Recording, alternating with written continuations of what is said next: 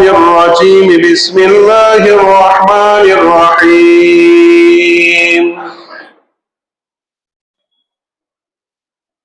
إذ أوى الفتية إلى الكهف فقالوا ربنا آتنا من لدنك رحمة وهيئ لنا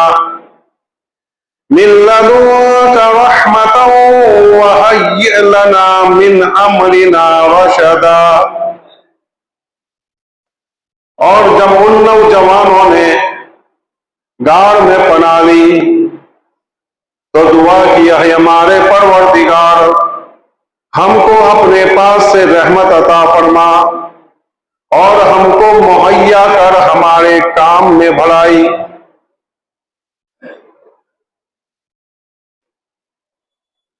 محترم حضرات، اصحاب کہف کا واقعہ اس مقام تک پہنچا تھا کہ یہ لوگ غار کی طرف روانہ ہوئے اور غار میں داخل ہو گئے۔ غار میں داخل ہونے سے پہلے انہوں نے یہی دعا کی، ربنا آتنا من لدنک رحمۃ وہیئ لنا من امرنا رشدا، کہ اللہ تو اپنے پاس سے ہمیں رحمت عطا فرما اور تو ہمارے کام کو تو رحمت والا بنا دے اور ہمارے کام کو تو آسان بھی بنا دے اور بھلائی والا کر دے، ہمارے کاموں میں تو بھلائی ڈال دے۔ فتنوں کے زمانے میں یہ آیت شریفہ اور یہ دعا ہمیں پڑھنی چاہیے۔ آج کل فتنے اتنے زیادہ ہے کہ روزانہ کوئی نیا فتنہ نظر آتا ہے اور نئے فتنے سے ہمیں واسطہ پڑتا ہے۔ اس لیے ہم کو چاہیے کہ ان فتنوں کے زمانے میں ایسی دعائیں اور ایسی آیتیں ہمیں تلاوت کرنی چاہیے، دعا کے طور پر پڑھنی چاہیے۔ الغرض وہ اندر داخل ہوئے، کتا باہر رہا، کتا اندر داخل نہیں ہوا۔ آگے چل کر میں آپ کو ایک بات بتاؤں گا، اس سے پہلے میں استقامت کے متعلق کچھ باتیں عرض کر دوں۔ گزشتہ میں نے آپ کو کہا تھا کہ استقامت، دین پر استقامت، اسلام پر استقامت، یہ بہت بڑی دولت ہے اور یہ مانگنے سے آتی ہے، اس پر جمنے سے آتی ہے، اعمال پر کھڑے ہونے سے آتی ہے، اللہ سے محبت اور رسول اللہ صلی اللہ علیہ وسلم کی فرما برداری سے آتی ہے، ایسے نہیں آ جاتی۔ اصحاب کہف نے جو استقامت دکھائی یہ بہت ہی زیادہ دل گردے کی بات ہے۔ ان کو پتا ہے کہ ایک طرف ایمان ہے اور ایک طرف دنیا ہے، ایک طرف بادشاہ ہے اور ایک طرف ایمان ہے۔ دنیا کی طرف جاتے ہیں تو ایمان جاتا ہے اور ایمان کو قبول کرتے ہیں اور ایمان کو سینے سے لگائے رکھتے ہیں تو پھر جان جاتی ہے۔ تو انہوں نے جان کو جانا منظور کیا، لیکن بادشاہ کے سامنے ٹوک کو انہوں نے کہہ دیا کہ ہم ایمان کو چھوڑنے والے نہیں، جان جائے تو جائے، تجھے جو کرنا ہے وہ کر لے۔ اسی کو حضرت ابو سعید رضی اللہ تعالیٰ عنہ سے روایت ہے کہ آقا سرکار دو عالم صلی اللہ علیہ وسلم نے ارشاد فرمایا، من قال افضل الجہاد من قال کلمۃ الحق عند سلطان جائر۔ آقا سرکار دو عالم صلی اللہ علیہ وسلم نے ارشاد فرمایا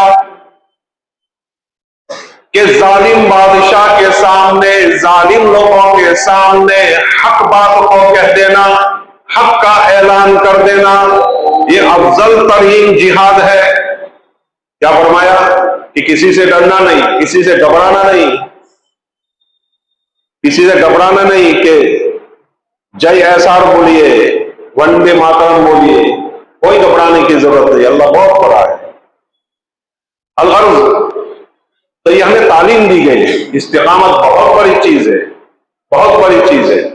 حضرت بلال حبشی رضی اللہ عنہ کا واقعہ مشہور ہے، ان کو مارا جاتا، پیٹا جاتا اور گرم گرم بالوں پر سلایا جاتا اور ایک بڑی سیل ان کے اوپر رکھ دی جاتی، گرم گرم پتھر کی، لیکن وہ احد احد کہتے تھے کبھی کسی نے ان سے پوچھا کہ آپ احد احد کیوں کہتے تھے؟ اللہ اللہ بھی کہہ سکتے تھے، رب رب بھی کہہ سکتے تھے، احد احد کیوں کہتے تھے؟ اللہ ایک ہے، ایک ایک ایک یوں کیوں کہتے تھے؟ تو فرماتے ہیں کہ جب وہ مجھے مارتے تھے تو میں احد احد اس لیے کہتا تھا کہ جب بھی میں احد کہتا تھا تو وہ اور زیادہ چیڑتے تھے، وہ اور زیادہ غصے ہوتے تھے۔ تو جو چیز اور جو الفاظ ان کو زیادہ غصہ دلاتا تھا وہی الفاظ میں ان کو کہتا تھا۔ حضرت خبیب کا واقعہ مشہور ہے، حضرت خباب کا واقعہ مشہور ہے۔ حضرت خباب کو لٹکا دیا گیا، حضرت خبیب کو سولی پر لٹکا دیا گیا، لیکن سارے منہ انحراف نہیں کیا، ذرہ برابر بھی اسلام سے نہیں پھرے۔ یہ حضرت صحابہ کرام رضی اللہ تعالیٰ عنہ اجمعین نے جو استقامت کی مثالیں قائم کی ہے اس کی نظیر پوری دنیا میں کہیں نہیں ملتی، کسی قوم میں نہیں ملتی، کسی امت میں نہیں ملتی۔ حضرت آدم علیہ السلام سے لے کر آقا سرکار دو عالم صلی اللہ علیہ وسلم، اللہ کے نبی نے کہا یہ خط ہے فلاں بادشاہ کو پہنچانا ہے، کون پہنچائے گا؟ کون پہنچائے گا؟ تو صحابہ کہنے لگے میں۔ اللہ کے نبی صلی اللہ علیہ وسلم نے کہا کہ کچھ معلوم بھی ہے؟ یہ خط تم پیش کرو گے، وہ خط پڑھے گا اور قتل کر دے گا۔ تو صحابہ نے کہا کوئی بات نہیں، اللہ کے نبی ہمیں خط دیجیے، ہم خط لے کر جائیں گے، اسلام کی دعوت لے کر جائیں گے۔ سارے صحابہ کھڑے ہیں اور ہاتھ اٹھا رہے ہیں، اللہ کے نبی مجھے بھیج دیجیے، مجھے بھیج دیجیے۔ ایک صحابی کو کھڑا کیا، کہا کہ آپ جائیے۔ وہ گئے اور خط پیش کیا بادشاہ کو، سردار کو۔ سردار نے خط پڑھا اور غصے ہو گیا اور قتل کرا دیا کہ اس کو قتل کر دو، قتل ہو گیا۔ یہ صحابہ کی استقامت، جان دے دیتے تھے لیکن ایمان سے پھرتے نہیں تھے۔ حضرت عبداللہ بن حذیفہ سہمی کا واقعہ بڑا تعجب خیز واقعہ ہے، صحابہ یہ اصحاب کہف جیسا ہی واقعہ ہے، اور وہ بادشاہ بھی رومی بادشاہ تھا۔ حضرت عمر کے زمانے میں جنگ کے لیے نکلے صحابہ، 81 صحابہ پکڑے گئے، اس میں سے حضرت عبداللہ ابن حذیفہ سہمی بھی تھے۔ جب ان کو دربار میں پیش کیا گیا، بادشاہ روم کے دربار میں، حضرت حذیفہ عبداللہ بن حذیفہ بڑے اونچے ترنگے، دل دوڑ کے، خوبصورت اور جوان رانا تھے، مضبوط آدمی تھے۔ بادشاہ ان کی مضبوطی اور ان کی جوانی اور ان کی خوبصورتی دیکھ کر ان کے اوپر پیار آ گیا، محبت آ گئی۔ کہنے لگا آپ عیسائی بن جائیے، ہمارے دھرم میں آ جائیے، نصرانی بن جائے۔ بالکل بات مت کرو، بالکل نہیں، اسلام میں چھوڑوں گا۔ کہا کہ دیکھو میں تمہیں حکومت میں شریک کر دوں گا، وزیر بنا دوں گا، میری بیٹی تیرے بیاہ دوں گا، شادی کرا دوں گا، اور اتنی دولت تجھے دوں گا۔ انہوں نے کہا بات ہی نہیں، ایک سے دوسری بات نہیں کرنے کی، بس۔ پھر بادشاہ نے کہا کہ اس کو جیل میں ڈال دیا جائے۔ جیل میں ڈال دیا گیا، بھوکا رکھا گیا، پیاسا رکھا گیا، کئی دنوں کے بعد باہر نکالا گیا۔ بعض روایتوں میں یہ بھی ہے کہ ان کو سور اور شراب پیش کی گئی، لیکن سور اور شراب بھی نہیں تھی، اور سور کا گوشت نہیں کھایا، شراب نہیں پی۔ جب ان کو لایا گیا کہا کہ آپ نے کیوں سور نہیں کھایا اور شراب بھی نہیں پی؟ کہا کہ اس وقت میری حالت ایسی ہے کہ میں اگر سور کھا لوں تب بھی جائز ہے، شریعت نے اجازت دی ہے، میں شراب پی لوں تب بھی اجازت ہے، لیکن میں تمہیں خوش کرنا نہیں چاہتا، ظالم لوگ خوش ہوں میں یہ نہیں چاہتا، اور بے دین لوگ خوش ہوں یہ میں نہیں چاہتا۔ تو جان پر کھل گئے۔ اب کیا کیا انہوں نے؟ کہا کہ آگ جلائی جائے اور آگ پر دیگ رکھی جائے، تانبے کی دیگیں بنائی تھی، اور روم کے بادشاہوں کا ظلم و ستم معروف و مشہور تھا، ان کا کوئی بھی مخالف ہوتا تھا بہت ہی زیادہ ان کے ساتھ سختی کرتے تھے اور قسم قسم کی سزائیں دیتے تھے، کاٹ دیتے تھے، گردن اڑا دیتے تھے، پھانسیوں پر لٹکاتے تھے، میخیں ٹھوک دیتے تھے، بڑی خطرناک سزائیں دیتے تھے۔ اور ایک سزا ان کی یہ تھی کہ بڑی ڈیگیں تھی ان کی تانبے کی، جس کے اوپر گائے کے چہرے لگے ہوئے تھے تانبے کے، تو اس میں تیل ڈالتے تھے اور تیل کو گرم کرتے تھے، تیل کو گرم کرتے تھے، اور گرم کرنے کے بعد جب وہ کھولنے لگتا تھا تو ان کے مخالف کو اس میں ڈال دیتے تھے۔ چنانچہ اس نے کہا کہ تیل گرم کیا جائے، تیل گرم کیا گیا، جب کھولنے لگا تو ایک آدمی کو پکڑا اور اس کو اندر ڈال دیا، اور دیکھتے ہی دیکھتے اس کی چمڑی اتری، اس کا گوشت اترا اور اس کی ہڈیاں چمکنے لگی۔ پھر بادشاہ نے کہا کہ دیکھو اس آدمی کا انجام تم نے دیکھ لیا، اگر تم بھی چاہتے ہو اپنی جان بچانا تو بچا سکتے ہو، ईसाई धर्म कबूल कर लो, हम तुम्हें बड़ी सहूलत देंगे। इन्होंने कहा कि आपको डालना है तेल में डाल दीजिए, मेरी जान जाएगी और क्या जाएगा, ईमान तो मेरा बचेगा, मेरा ईमान तो सलामत रहेगा। जान देने की चीज है, जान दे देंगे, ईमान देने की चीज नहीं, ईमान नहीं देंगे। अलगर्ज इनको करीब ले जाया गया तो हजरत अब्दुल्ला इब्न हुज़ैफा के आंखों से आंसू आए। बादशाह ने बुलाया, क्या हो? वो समझे कि हो सकता है कि डर के मारे, घबराहट के मारे आंसू निकल गए हो, तो कहा कि क्यों रो रहे हो? कहने लगे कि अल्लाह के रास्ते में देने के लिए एक जान है, काश कि मेरी जानें जितना मेरे जिस्म में बाल है उतनी होती तो सारी की सारी जानें अल्लाह की राह में कुर्बान कर दें। ये तो बादशाह ने देखा कि ये मानने के लिए तैयार नहीं, तब इसने कहा कि मुझे मेरे सर पर बोसा दो और अपनी जान बचा लो, मेरे सर पर बोसा दो और अपनी जान बचा लो। कहा कि मैं तेरे सर पर, तू बेदीन है, तेरे सर पर मैं बोसा नहीं दूंगा। तो कहने लगा तेरे जो 80 दोस्त है, तेरे 80 साथी है, उसको भी मैं छोड़ दूंगा, मेरे सर पर बोसा दे दूं। जब ये सुना हजरत अब्दुल्ला इब्न हुज़ैफा ने तो कहा कि ठीक है, मैं अपने साथियों के लिए ये भी कर्म करने के लिए मजबूर हूं। चुनांचे सर पर बोसा दिया और सबको छोड़ दिया, सब मदीना आए। हजरत उमर रज़ियल्लाहु अन्हु के खिदमत में हाजिर हुए। हजरत उमर के सामने जब ये किस्सा पेश किया गया तो हजरत उमर खड़े हो गए और कहने लगे कि अब्दुल्ला इब्न हुज़ैफा के सर पर बोसा देना हर मुसलमान की जिम्मेदारी है, मैं भी बोसा लेता हूं, तुम सब बोसा लो। ये है तो हर इस्तिकामत इतनी बड़ी चीज है तो मुसलमान को दीन पर इस्तिकामत के साथ रहना चाहिए। हिंदुस्तान के आजकल हालात जो है ऐसे ही है कि हर तरफ से सताना, परेशान करना, कैसे कैसे हालात रोजाना। और एक बात यह है कि वाकयात कम बनते हैं लेकिन इसको हाईलाइट बहुत ज्यादा किया जाता है ताकि मुसलमान को डराया जाए, मुसलमान घबरा जाए, मुसलमान मायूस हो जाए, लेकिन मुसलमान कभी मायूस नहीं। चाहे कैसे भी हालात है, तातारियों के जो हालात आए थे वो कम थे, हालात बहुत खतरनाक हालात थे। मौलिकीन ने लिखा है कि हजरत आदम से लेकर आज तक, बल्कि हम तो ये कहते हैं कयामत तक, इतना बड़ा जुल्म जो तातारियों ने किया है वो कोई नहीं करेगा। इतना ज्यादा जुल्म, करोड़ मुसलमानों को शहीद कर दिया था और मुल्क कब्जे में कर लिए थे, लेकिन चंद लोग खड़े हुए, मायूस नहीं हुए मुसलमान, मायूस नहीं हुए, चंद लोग खड़े हो गए इनके मुकाबले में। अल्लामा इब्न तैमिया वगैरह और मिस्र से ये लोग निकले और इनका मुकाबला किया और मुकाबला करते करते जहां से निकले थे वहां उनको पहुंचा दिया। अलगर्ज तो ये लोग अंदर चले गए, कुत्ता बाहर रह गया। मैंने आपको कहा कि हजरत मौलाना मुफ्ती महमूद साहब दामद बरकातुहू मेरे पीर और मुर्शिद, इन्होंने किताब लिखी है देखी हुई दुनिया। उन्होंने अपने असफार को कलमबंद किया है, जो इन्होंने सफर किए हैं मुल्कों के। तो शाम, मैंने गुज़िश्ता कल बताया कि शाम क्या भी उन्होंने सफर किया और वहां जो जियारती मकामगाह है वहां वो पहुंचे, इसमें से यहां भी पहुंचे। तो वो फरमाते हैं कि हम गार पर गए असहाब कहफ के, तो एक बहुत बड़े आलिम उर्दू के थे, बड़े जय्यद आलिम, इनसे मुलाकात हो गई, बड़े मुहक्किक आदमी थे और इस बारे में बहुत कुछ जानते थे। तो इन्होंने मुझे कहा कि आपको मालूम है कि कुत्ता अंदर क्यों नहीं गया था? कुत्ता अंदर क्यों नहीं गया था, बाहर क्यों रहा था? तो हजरत ने उनसे कहा कि आप ही फरमा दीजिए कि क्यों अंदर नहीं गया। तो उर्दूनी आलिम ने बताया कि इस वजह से नहीं गया था कि जब ये अंदर दाखिल हुए तो इन्होंने दुआ की थी, रब्बना आतिना मिन लदुनका रहमा, क्या अल्लाह तू मुझे रहमत अता फरमा, हमें रहमत अता फरमा अपने पास से।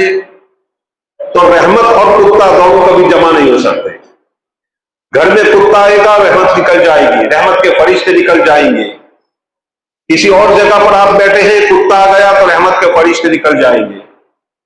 मैंने एक जगह पर हमारा जाना हुआ, एक आदमी को रूह नहीं निकल रही थी, रूह।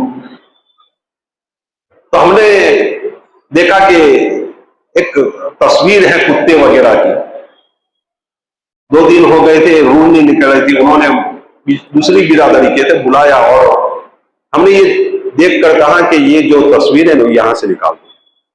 इन्होंने तस्वीर निकाली और कुछ देर हुई थी और उनका इंतकाल हो गया। تو ہم نے یہ بتایا کہ رحمت کے فرشتے نہیں آتے. تو اگر اس اردو عالم نے کہا کہ یہ کتا اس لیے اندر نہیں گیا تھا اس لیے کہ جہاں رحمت ہوتی ہے وہاں کتا نہیں، جہاں کتا آتا ہے وہاں سے رحمت نکل جاتی ہے. تو اللہ تعالیٰ نے یہ بندوبست کیا کہ وہ اندر چلے گئے، لیکن کتا کو اللہ نے سمجھ دی کہ تجھے باہر ہی دینا ہے اور ان کی حفاظت کرنا ہے اور ان کی چوکیداری کرنی ہے. کتا شریعت مطہرہ میں اس کو برا کہا گیا ہے، معیوب کہا گیا ہے، کہ اس سے تھوڑا دور رہنے کو کہا گیا ہے. اور اللہ کے نبی صلی اللہ علیہ وسلم نے ارشاد فرمایا کہ جو آج سختی سے منع فرمائے کہ شوقیہ کوئی کتا نہ پالے، شوقہ کتا نہ پالے، بلکہ نگہبانی کے لیے اور حفاظت کے لیے آپ اپنے کھیت میں پال لیں، گھر کے باہر پالیں، گھر کے اندر نہیں. جیسے آج کل انگریز لوگ گھر کے اندر کتے رکھتے ہیں، یہ مسلمانوں کا کام نہیں ہے. اللہ کے نبی صلی اللہ علیہ وسلم نے اس کو سختی سے منع فرمایا ہے کہ شوقیہ کوئی کتا نہ پالے. بعض لوگ اپنے گھروں میں چھوٹے چھوٹے کتے رکھتے ہیں، مہنگے مہنگے کتے رکھتے ہیں، اور سوال بھی پوچھتے ہیں مفتی صاحب اس کو رکھ سکتے؟ بھائی آپ کے گھر میں اس کو رکھ ہی نہیں سکتے. ہاں شکاری کتا ہے یا حفاظتی کتا ہے، اس کو آپ باہر رکھ سکتے ہیں. تو اللہ کے نبی صلی اللہ علیہ وسلم نے سختی سے منع فرمایا کہ شوقیہ کوئی کتا نہ پالے، ورنہ تمہارے نامہ اعمال سے روزانہ 2 قرات نیکیاں ختم کر دی جائیں. کتا رحمت کے فرشتے بھی نہیں آئیں گے اور اوپر سے اس کی نیکیاں ختم ہوتی جائے گی. بتاؤ کتنی سالوں تک وہ رہے گا اور اس کی نیکیاں کتنی ختم ہو جائے گی. تو ان چیزوں سے ہمیں پرہیز کرنا چاہیے. حضرت شاہ ولی اللہ صاحب رحمۃ اللہ علیہ فرماتے ہیں کہ کتا کی مناسبت زیادہ شیطان سے ہوتی ہے، اس لیے ہمیں فرمایا گیا کہ جب کتا بھونکے تو اعوذ باللہ من الشیطان الرجیم پڑھو، کیونکہ کتا شیطان کو دیکھتا ہے تو وہ بھونکنے لگ جاتا ہے، وہ بھونکنے لگ جاتا ہے. اور ایک واقعہ یہ بھی لکھا ہے کہ حضرت شاہ ولی اللہ صاحب رحمۃ اللہ علیہ کے حضرت شاہ عبد الرحیم صاحب رحمۃ اللہ علیہ فرماتے ہیں کہ کتا اگرچہ جانور ہے لیکن جانور کے ساتھ ساتھ وہ اللہ کی مخلوق بھی ہے.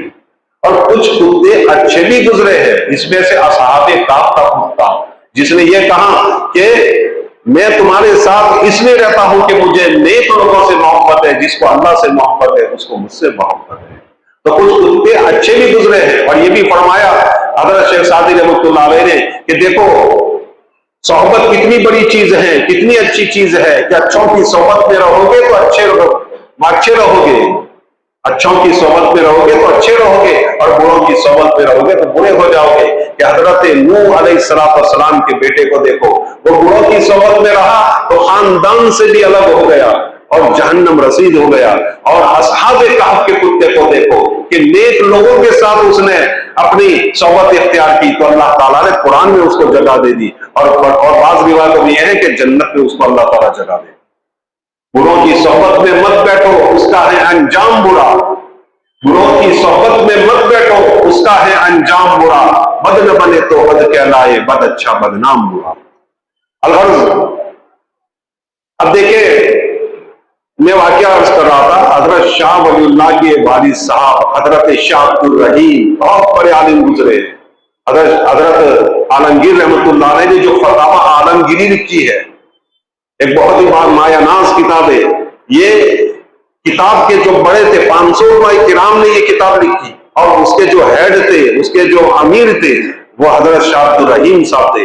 ایک مرتبہ وہ جا رہے تھے، تالاب کے کنارے سے ان کا گزر ہوا، سامنے سے کتا آ گیا تو حضرت نے ذرا گین محسوس کی، اپنا چہرہ ذرا بگاڑا تو کتے کو اللہ تعالیٰ نے گویائی دی اور وہ کہنے لگا کہ جس طرح آپ اللہ کی مخلوق ہے ویسے ہی میں اللہ کی مخلوق ہوں.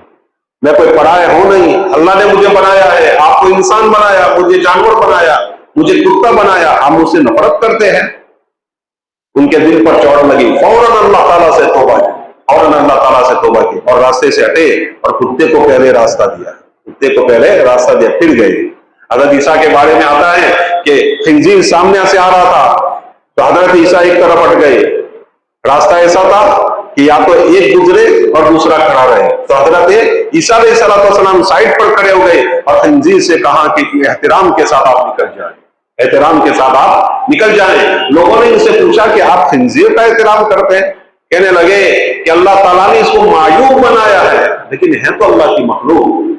میرے اخلاق ایسے ہیں کہ میں اس کی عزت کروں، میں اس کا احترام کروں اور میں اس کو جگہ دوں۔ اس سے معلوم ہوا کہ چاہے جانور کیسا بھی ہو اس پر رحم کرنا چاہیے، بے جا کسی کو مارنا نہیں چاہیے، بے جا کسی کو پریشان نہیں کرنا چاہیے۔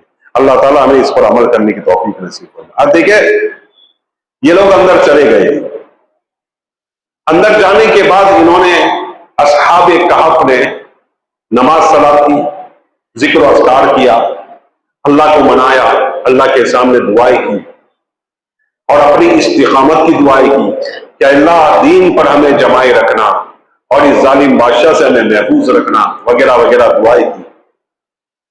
اس کے بعد وہ مشورے کے لیے بیٹھے کہ اب کیا کیا جائے، کیا کرنا چاہیے۔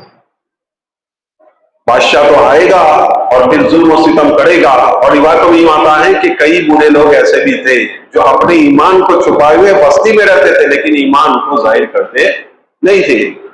الغرض یہ تمام کے تمام 7 تھے یا 8 تھے ایک چرواہے کے ساتھ ہو کر، اور 20 سے 30 سال کے درمیان تھے، اس سے زیادہ کوئی نہیں تھا۔ سب سے بڑا اس میں سب سے مقسل مینا، اس کا نام لکھا ہے، بہت اگرے نام ہے ان کے، 2 نام مجھے یاد رہتے ہیں، ایک تملیخا، ایک یملیخا اور ایک مقسل مینا۔ مقسل مینا سب سے بڑا تھا۔ الغرض یہ 20 سے 30 سال کے درمیان بالکل بھڑکتی ہوئی جوانی، بالکل بھڑکتی ہوئی جوانی، عیش کرنے کے دین، کھیلنے کے دین، عیاشی کرنے کے دین، ایسے دنوں میں انہوں نے اللہ تعالیٰ کے دین کو اپنایا اور اپنے اللہ تعالیٰ کے دین کو مضبوطی سے پکڑا۔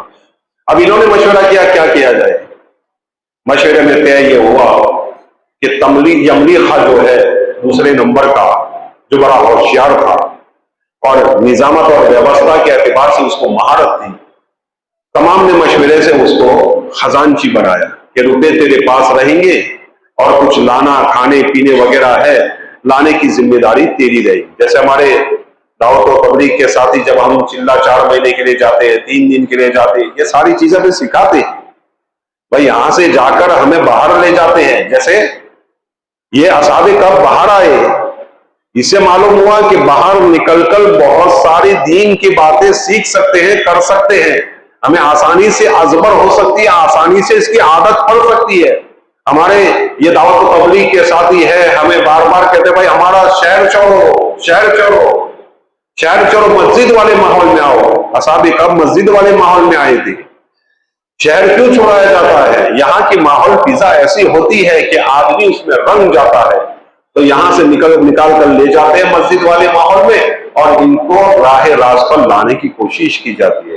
اب دیکھیں کہ یملیخا، اس کو پیسے دے دیے گئے، آپ کے پاس پیسے رکھو اور تم جاؤ گے شہر میں اور اپنا حلیہ اور صورت بدل کے جاؤ گے، فقیرانہ تمہارا لباس ہوگا، حلیہ ایک دم سے بدل کر جانا تاکہ تمہیں کوئی پہچان نہ سکے، اور جا کر تمام حالات کا سروے کرنا، کیا ہو رہا ہے، کیسی باتیں کر رہے ہیں، کون کیا کہہ رہا ہے، بادشاہ کی کیا حالت ہے، بادشاہ آیا کہ نہیں آیا، اور بادشاہ آنے کے بعد کیا کرنا چاہتا ہے، اس کا کیا ہوگا، میں یہ ساری چیزیں تم کرتے رہنا اور اس کا سروے کرتے رہنا، تحقیق کرتے رہنا۔ چنانچہ وہ نکلتا تھا اور لوگوں میں گھومتا پھرتا تھا، ایک فقیر کی طرح رہتا تھا اور گھومتا پھرتا اور سب کی باتیں سن کر پھر کھانا پینا لے کر وہ آ جاتا تھا، اور کھانے پینے کے بعد وہ اللہ کی عبادت میں مشغول ہو جاتے تھے۔